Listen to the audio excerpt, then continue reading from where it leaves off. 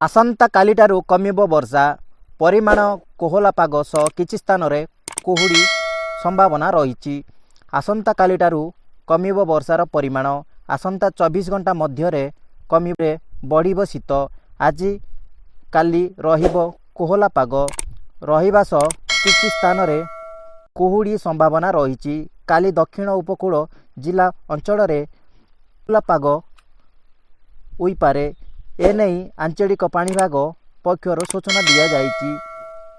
26 घंटा मध्य खोर्धार अधिकांश वर्षा रेकर्ड करा जाइछि।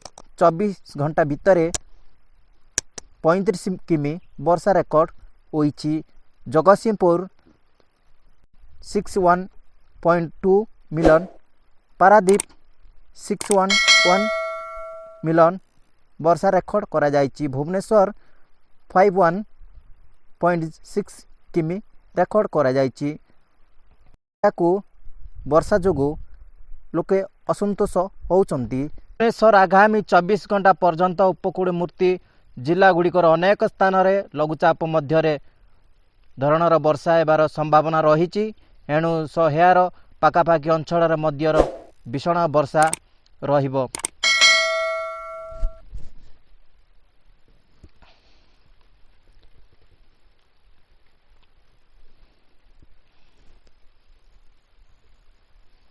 स्थान रे लघुचाप मध्यर धरणर वर्षा संभावना रही। या सह यार पाखापाखि अंचल मध्य विशिष्ट वर्षा रहिबो। अभ्यस पुणी ओडिशा वर्षा पानी प्राय कमिजिब।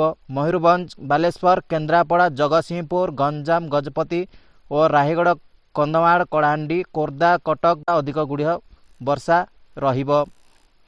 मालकानगिरी, नुहापड़ा, बलांगीर, नवरंगपुर, बरगढ़, सोनपुर, आंची, खोर्धा आज अनेक स्थान रे वर्षा तो आसंता कालिटारू परिमाण रे कमिबो वर्षा।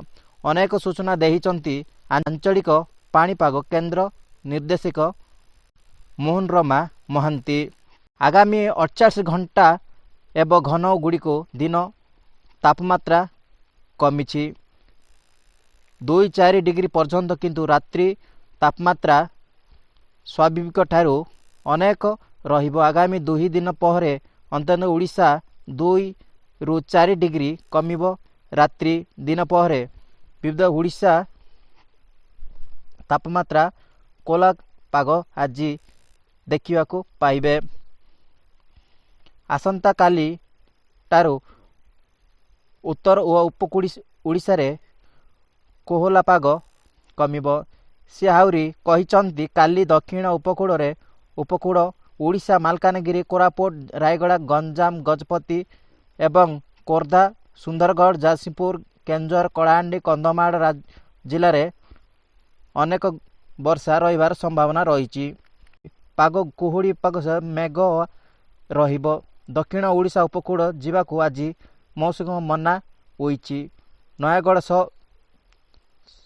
6टी जगार प्रबल वर्षा रेकर्ड करा जाइछि। आगामी 48 घंटा